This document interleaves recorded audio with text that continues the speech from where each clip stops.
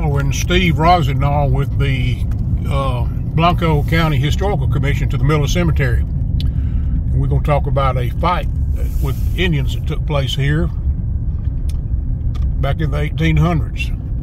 And that's where we are. Of course, you probably can't tell anything about by GPS. Okay, we're on the way to the Miller Cemetery, and Steve wanted to stop here at this, there's a cabin over here that backs up to Miller Creek. Backed up Miller Creek, yes, sir. And that is the Thomas and Eliza Phelps cabin. They were the ones that were buried in Miller Creek after the Indian depredations in late July 1869, which kind of prompted all the stuff leading into the Deer Creek fight. You know, after their murders, the county of Blanco petitioned the legislature for more protection against Indian depredations. Eventually, the legislature in 1871 approved funding for a militia company, which was set up in early 1872 under the Lieutenant James Ingram, who lived in Round Mountain. And this is where the Phelps lived before their demise. So what year do you think this was built? I don't really know. I couldn't swear to it. 30s, 40s, maybe? Probably in the 50s. Most of Blanco County began to get settled in about the 1850s. Okay. I couldn't give you an exact date on this, but this is their restored cabin right here. Okay, that's great. So we're going to go down now to the Miller Cemetery and visit their grave. Where the Phelps are buried. Okay. Okay, I'm with Steve Rossignol again, and we're at the Miller, is it called Miller Creek Cemetery? Miller Creek Cemetery. And it said it's a family cemetery, but there's a lot of families in here. Here's the original Thomas and Eliza Phelps headstone right here. They've got a new one over by their gravesite, but this is the original. Okay, so they just took the old headstone, and instead of taking it to the courthouse or something like that, right, to display it, they just put it over here. Yeah, they put the old headstone here. You can get real close. It says, oh yeah, killed by the Indians. Let me see. Was by the Indians. Was that say murdered by the Indians? You know what I use on those? You ever tried the trick with shaving cream? No. On the headstone? Get you some regular old kind of shaving cream that comes in a can like the old Gillette. Barbasol stuff, yeah. Yeah, just make sure it's white. Okay. You take that and you put it on your hand, a big wad of it, and you rub it. You rub it all over here, and that's going to get everywhere. Then you come back out and you take the palm of your hand and you do like this and rake off the excess, and it'll look like those letters have fluorescent white paint in them. It stands out so much. Cool, and it's non-destructive too, right? So that's right. It'll wash off. Okay, good trick. But I mean, I've seen headstones where you could barely see any kind of letters at all, and it will just bring them out where you could just tell exactly what they say. Yeah. So it's a good little trick to keep in mind. So I carry me a can of Gillette in my truck. Okay, so they were originally, though, buried over here where we're going now. This is, yes, that was the original headstone. I guess they moved it off to the side. They remade a headstone for them right here. Kind of. Now, do they still have family in this area? Yes, in fact, my neighbor is a descendant of the Phelps. So here we go. They put a wreath down for him. They kind of remade it look like the original, I guess, as much as possible. But it was murdered by the Indians. July 21st. Thomas C. Phelps, born November 10th, 1824, and his wife, Ella? No. I think it's Eliza. Eliza V.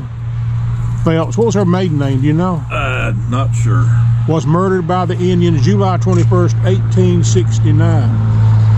And here's a... now, I've seen July 21st and I've seen July 28th on the dates. So, okay. But close enough. Yeah. Then I guess here is the historical marker to him. Okay, let me get up here and I'll read this right quick.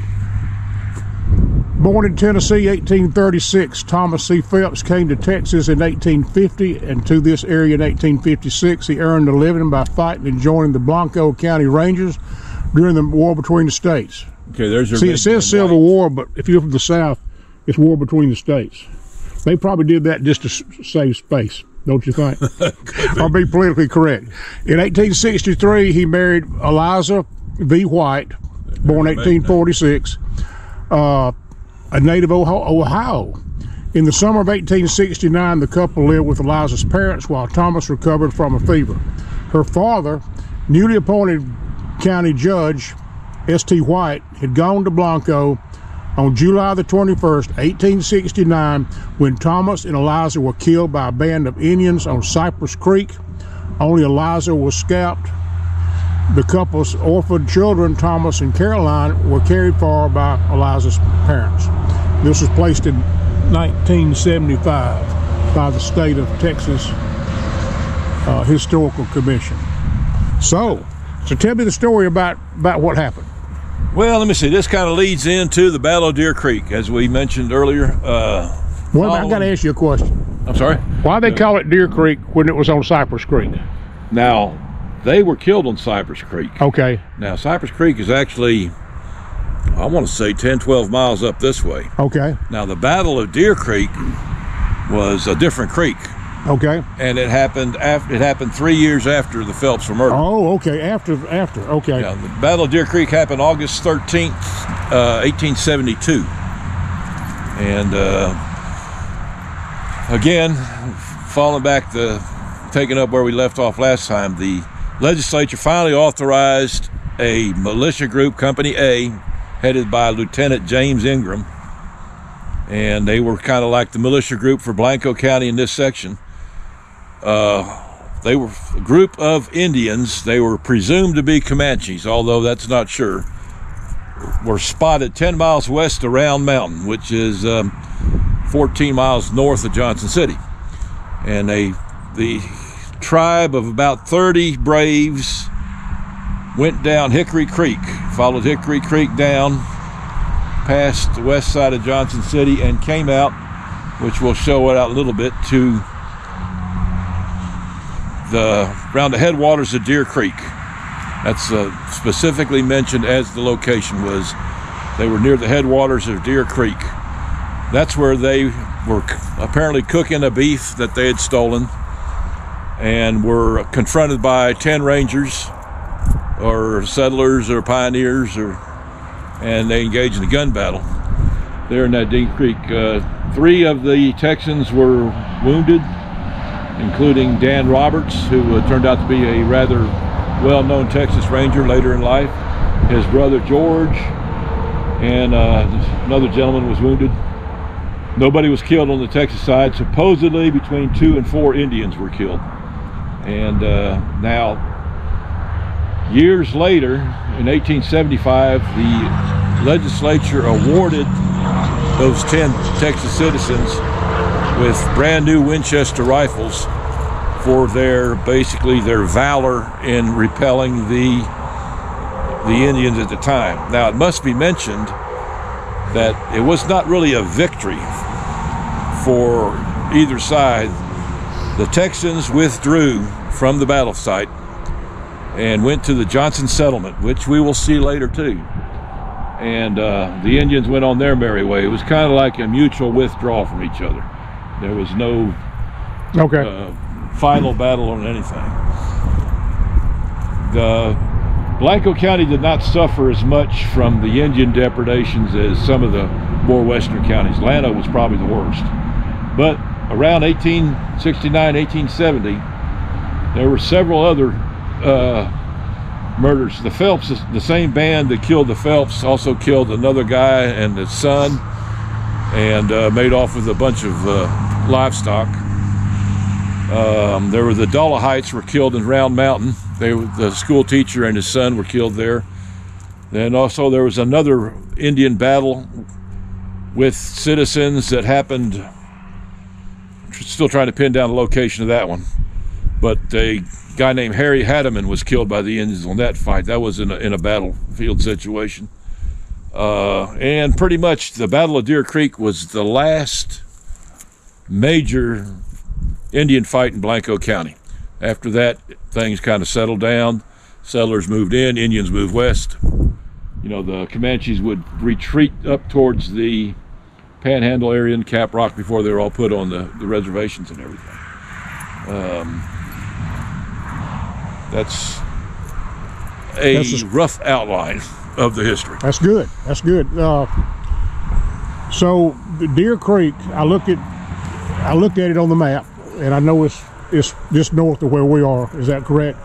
But from here, it's 4.5 miles northwest. Okay, northwest, but it's on private property, so you can't really access the land. Probably, if we get lucky, we can look down on it from where that lighthouse is. Okay. You can drive up there and look down. That's a commanding view of it. Okay.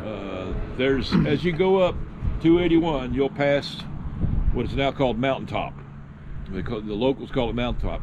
In the 30s, they called it Big Man Mountain on the west side, and Lone Man Mountain on the west side, and Big Mountain on the east side.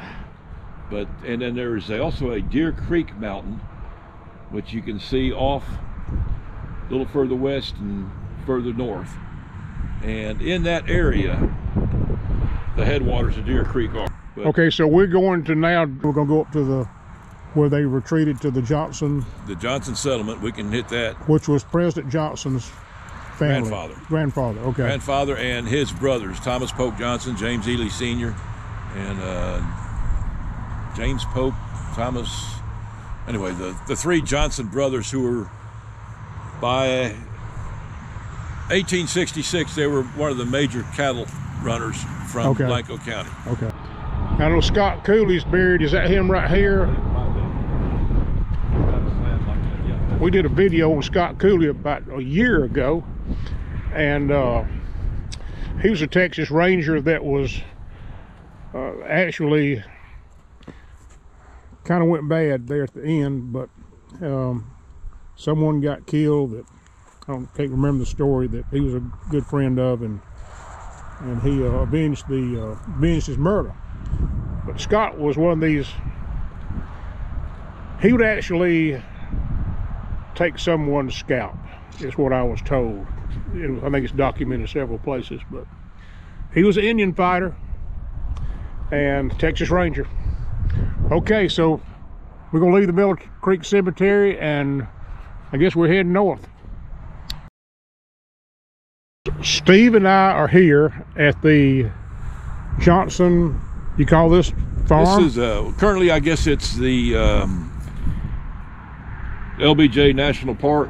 National part of it, park. Okay. And this would be the original Johnson settlement for the Johnson trail driving group, which started about the 1860s. And the ranch house is over here. Those are outbuildings, the barns. Okay, so this is the historical marker that's placed by the Texas Historical Commission about trail drives, and it says this is more or less a headquarters site. It says from this headquarters site in the 1870s, the brothers J.T. and Sam Ely Johnson started thousands of cattle up trails to Kansas and other shipping market points. To the west, at Williamson's Creek and at Deer Creek to the southeast, the Johnsons had gathering and processing pens. They had the largest individual trail driving outfit in Blanco County and 6 nearby counties, sending north several herds of 2,500 to 3,000 each season. Sam, the younger Johnson brother, is known to history as the grandfather of the 36th President of the United States, Lyndon B. Johnson. Okay, you gonna walk back to the... Yeah, we can go see the actual ranch house that they brought to. Sam Ely Johnson was also a local Populist Party politician back in the day. He was one of the leaders of the Populist Party that happened during the 1890s. He was one of the local leaders here in Blanco County. And his son, Sam Ely Jr., was actually elected to the state house as a state representative for Blanco back then. How about that? Okay, so we're just gonna walk on back. After Lieutenant Ingram and the 10 frontiersmen there, or militia guys, left the scene of the Deer Creek battle. They came this way. They brought the wounded men up to the Johnson ranch house, and that's it right here. They said they stopped for water somewhere between there and here, and then they ended up here. The distance of 3 miles, which what they said was about 3 miles, and that's about what Dr. further confirms the location of the Deer Creek fight right in here. So this was the Johnson family home place. Yes, this would have been Sam Ely Johnson, LBJ's grandfather, his brothers, Thomas and James Polk, the three brothers. All right, I'm gonna walk over here and take a peek at the house where they brought the wounded soldiers.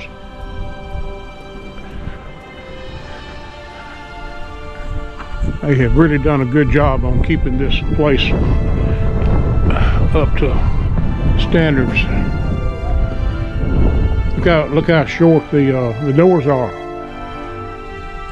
Let me see if I can turn this camera around. It comes up to about the bottom of my ear. So I'm 6'1", so whatever, this thing must be about 5 foot something. Because people were a lot shorter back then.